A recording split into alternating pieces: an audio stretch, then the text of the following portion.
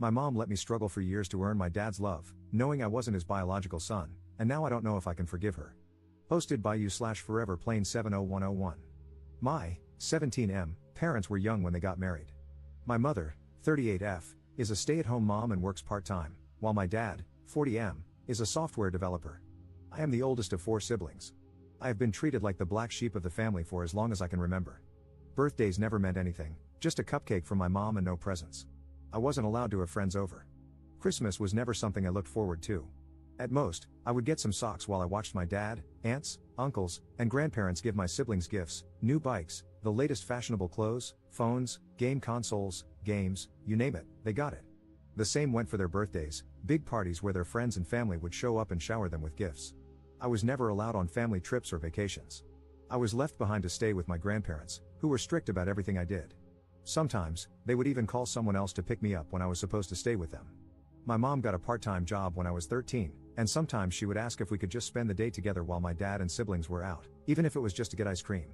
When I was home, I mostly stayed in my room and studied.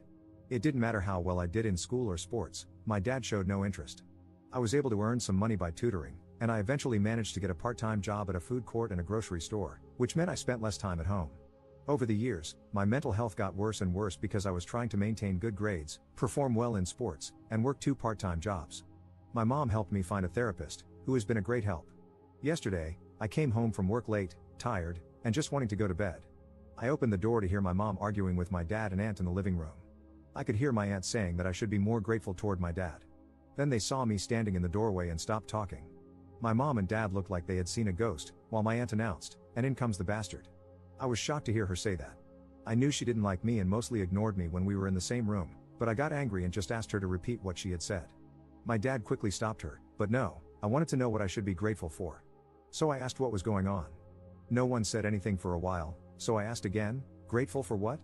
Being ignored, neglected, abandoned, while my siblings are spoiled and get to play happy family with dad? As soon as I said dad, my aunt shouted that I was not his son. I was shocked by what she said, and I asked my dad if it was true. He looked at me and just said, "I'm sorry." I didn't know what to say. I looked at my mom, and she said nothing. I went to my room and just started crying. Later, my mom found me on the floor, shaking and crying. She helped me up and stayed with me until I fell asleep. I woke up this morning and called in sick. I barely left my room today. I just feel like everything I've done to make the man I call dad proud, or just to get him to acknowledge me, has been a waste of my life. I wish I had known years ago. Edit. After I put up this post, I had to get out of the house.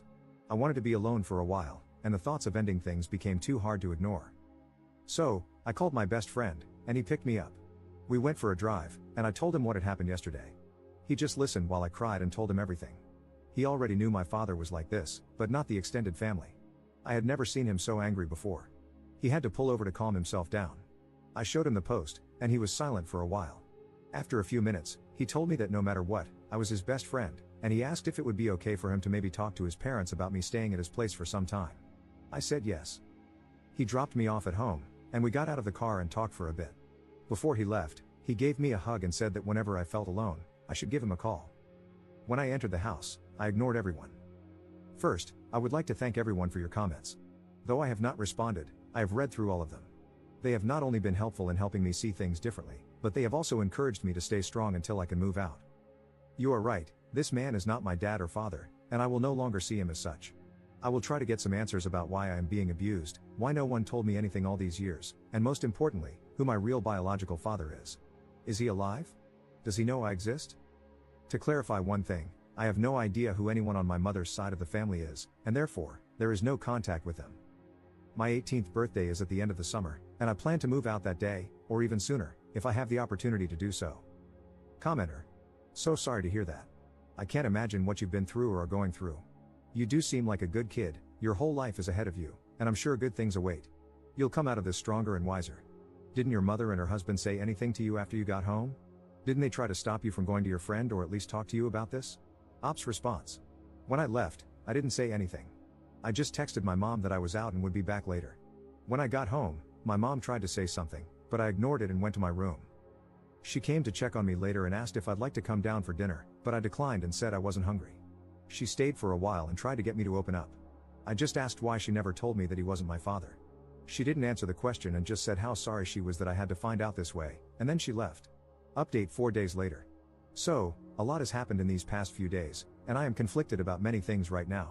However, I am hopeful that I can start to heal mentally. Also, sorry for the long post. On Thursday, before I left for work at the grocery store, my father, whom I will refer to as K, called out to me. I responded by saying, yes, his first name. He looked confused because I have always called him Dad before. After a bit of silence, I bluntly asked, what? He didn't respond and just told me it was nothing, so I went to catch the bus. When I got home late in the evening, my mom wanted to know why I called K by his first name. I told her that he never treated me as anything close to a son, so why should I call him Dad anymore? She had no answer, but she told me he was hurt by it. I wanted to scream when she said that. Yesterday, I had an appointment with my therapist, and I cannot put into words how much she has helped me over the years. Later, my best friend called to let me know that I could stay with them if I wanted. This morning, when I woke up, my mom was already awake and making breakfast. I asked her if we could talk alone today, as it was important. She agreed to talk after breakfast because Kay had to leave for work shortly after. After Kay left, she told my siblings not to enter the kitchen for a while. I am paraphrasing a bit because it was a long conversation. We sat down, and I found it hard to get the words out at first. But I told my mom that I couldn't get over the way I've been treated and neglected by Kay and his side of the family for all these years, and I needed to know why she allowed it. At first, she tried to dodge the question and gave me the same answers as always. But I didn't give in and told her that this was important to me. Again, she tried to dodge it, so I told her that I couldn't do this anymore. I was going to pack up some of my things and move out, and until she was ready to tell me the things I needed to hear, we would not be on speaking terms. She started to tear up and just kept saying, "I'm so sorry," over and over. It hurt me in that moment to see my mom cry, but I tried my hardest to keep my emotions in and asked her again, why? After some time, when she calmed down, she told me what happened. When she was 20 and in university, she had a boyfriend whom she had been with for 3 years. They shared an apartment along with his best friend. One night, they went out clubbing and got into an argument because she wanted to stay, but her boyfriend wanted to go home. He left, and both she and his best friend were really drunk. That night, she cheated on her boyfriend with his best friend at the club. The next day, she woke up and realized what she had done. After a few days, she and the best friend confessed to the affair, and her boyfriend broke up with her. Her ex contacted her parents and told them what she had done. Her parents were furious and told her she was not welcome back home, cutting off all financial support. She had to move out, lost a lot of friends, and had nowhere to stay. She ended up living in her car for a while. When she found out she was pregnant, she didn't know what to do. She went back to the apartment to find that her ex and his best friend no longer lived there. She tried calling and texting them, but they didn't pick up or respond to her messages. She eventually got a job at a cafe, where she met Kay. He was a regular customer, and they got to know each other. Kay asked her out, and even though she told him she was pregnant, he didn't care at the time. However, Kay's parents were not happy that their son was dating a pregnant woman and a cheater and threatened to cut him out of their lives. Kay got scared and was going to break up with her, but she begged him not to and promised to be the perfect wife and have his kids. They made plans to get married soon after I was born. Kay never showed any interest in me when I was born, but my mom lived with the hope that one day he would. After hearing all of this, I didn't know what to say for a while. After thinking for a moment, I asked if she had ever tried to contact my possible biological father. She said no, but based on the timeline, her affair partner was most likely my biological father, though she couldn't be 100% sure. I asked if she had ever tried to reconnect with her family. She said she tried when she was about to get married, but her parents, siblings, aunts, and uncles didn't want to see her, so she gave up. I asked her why Kay was hurt by me calling him by his first name. She told me he had been seeing a therapist for the last 2 years because he had been suffering from depression and guilt. This surprised me. She said it started when I was 15. I had come home after a handball game, where we won, and I was awarded man of the match. I was so happy and excited to tell them about it. My mom was, of course, happy for me, but Kay just told me to put the award with the others in my room. I started crying in front of him and asked why he hated me. He didn't reply, so I went to my room and cried all night. After that, Kay felt a sadness that wouldn't go away, it only grew. My mom eventually convinced him to see a therapist. Over time, the therapist got through to him, and for the past few years, he's been living with this guilt. When I called him by his first name, he realized he had lost me. The next question I was afraid to ask, but I asked if he had ever abused her. She told me he had never abused her and that Kay had only ever loved her. The only time he ever questioned her was when she was pregnant with my younger brother, and he asked for a paternity test, which she understood. When it came back positive, he apologized and never questioned her again. The last question I asked was why I was left with people who abused me physically, mentally, and emotionally while they went on trips and vacations. She was shocked to hear about the physical abuse and asked me what had happened. I told her that I never said anything at the time because I was afraid of Kay's family members when it happened. I told her everything I could remember, but here are some of the things they did. My grandparents would scold me loudly and hit me when I was younger. My aunt never spoke to me unless she needed a favor, only to then go back to ignoring me and telling me to stay in the guest room. When I was 14, my father took the family on a 2-day trip to Croatia but left me with his older brother. His brother asked me to go to the store to buy some things, and of course, I said yes. When I came back, he opened the door, took the bags, and locked me out of the house. I sat there crying until they had all finished their dinner. Then he let me in. My mom cried the whole time while I told her everything. She told me how sorry she was. She knew they didn't like me, but this was pure hate. After the conversation, she asked if I was going to move out and where. I told her I was planning on it but wouldn't tell her where because I didn't want Kay to know where I would be staying. She started crying again, and it hurt to see her cry. The conversation was long and lasted several hours, but these are just the main points. After that, I went to my room to clear my head and think. About an hour later, someone knocked on my door, and I told them to come in. It was Kay. He asked if he could enter, and I said yes. It was the first time I could remember him ever entering my bedroom.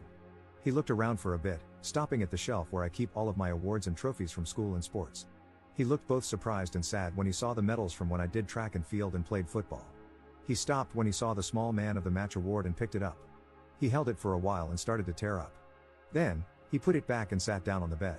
Neither of us said anything for a while. I asked if Mom had told him what we talked about.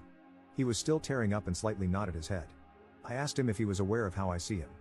He nodded again and whispered, yes. I asked, so you know the extent of what your parents and siblings put me through? He looked me in the eyes and asked if it was true. I said yes, and he just started crying. After a while, he stood up and hugged me. This was both the first time he had ever hugged me and the first time I'd ever seen him cry in front of me. I just hugged him back and started to cry too. He didn't want to let go and said how sorry he was, for the pain he caused me, for the years of neglect, for treating me like an outsider. He begged me not to move out. When he finally let go, he asked for a chance. I told him that maybe, with time, I could forgive him and Mom, but they had to earn it. However, I would not forgive his family for the things they had done. Also, for now, he was still Kay. He was hurt by this but accepted it. For now, I am not moving out. But if things go back to the way they were, I will not hesitate to leave, and he knows it.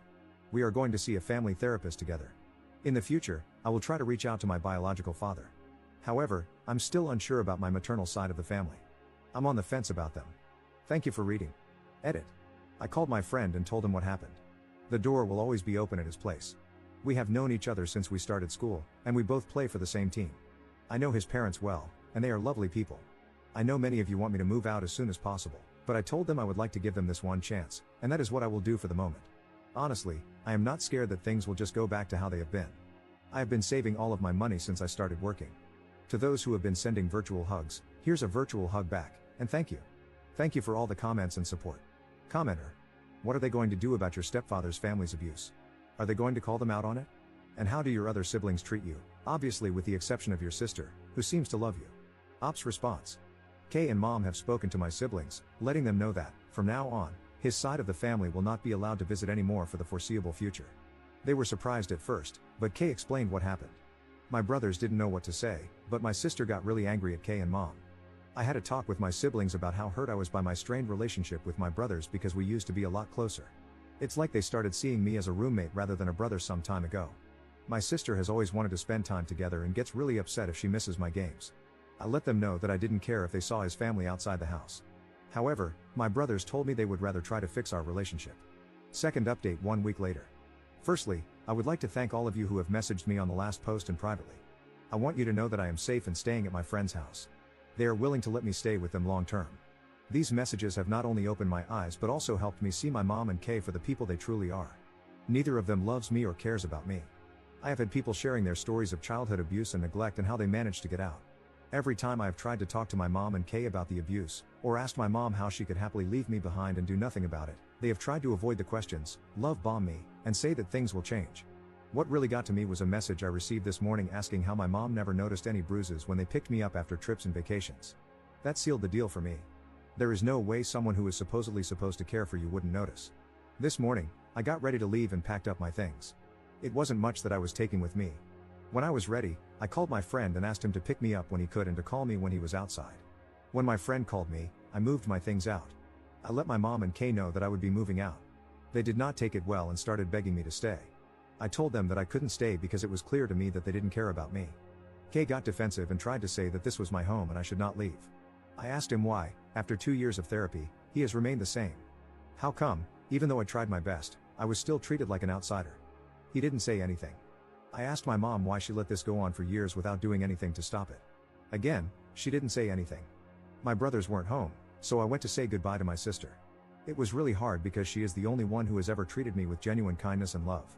I talked with her a bit, and when I told her that I was leaving, she looked so sad. It was harder than I thought to say goodbye to her. When I got to his car, I just broke down. We drove around for a bit before we got to his place. His dad helped me get settled in the guest room. My friend told his parents about the posts. They asked me to tell them everything, and I did. His parents talked in private for a bit and then let me know that they would rather have me stay with them long term than go back. Again, thank you for everything. Third update 1.5 months later. Just want to give an update on how I'm doing ever since I left. My best friend and his family have been nothing but wonderful. They have taken me in as their own and shown me nothing but love, kindness, and understanding. I appreciate everything they have done to make me feel safe and loved. I have met with my mom and siblings on a few occasions, but never at my old home or at my friend's house. I have made it clear that I will never step foot inside there again, and it took my mom some time to realize that. She stopped asking me to come back after I ignored her for a few weeks. I have switched therapists because I felt like I needed a fresh start in dealing with all of this. And yes, therapists are mandatory reporters in my country. I learned that after my first appointment, when the therapist contacted the police and reported my old one. Kay and some of his extended family have tried to reach out via texts. Some have offered their apologies, while others just sent insults. It's not hard to figure out why. Those have been blocked. To those who apologized, Kay's parents, brother, and his family, I replied with a simple, I accept your apology, but I do not forgive you. That may never happen, and it will be on my terms. For the foreseeable future, do not contact me again. What happens next, I do not know. I am just going to focus on school, my mental health, and getting a driver's license. Thank you for everything. I truly appreciate every one of you, and big hugs to you all. Commenter. Bro, let's be honest, you need to keep your distance from your mom. I mean, she knew what they did to you and never tried to stop it. She's a selfish woman who chose her life over her son. Ops response. The only reason I am in contact with my mom is that I can't meet my siblings without her. When I turn 18, I will become financially independent, and I can block her from interfering with my accounts. She has never done that in the past, but I don't want to take any chances. Commenter. I'm surprised that Kay's brother and his parents apologized. Ops response. I made a police report the day after I moved, and my new therapist also reported them. So, I think it's just an attempt to save face.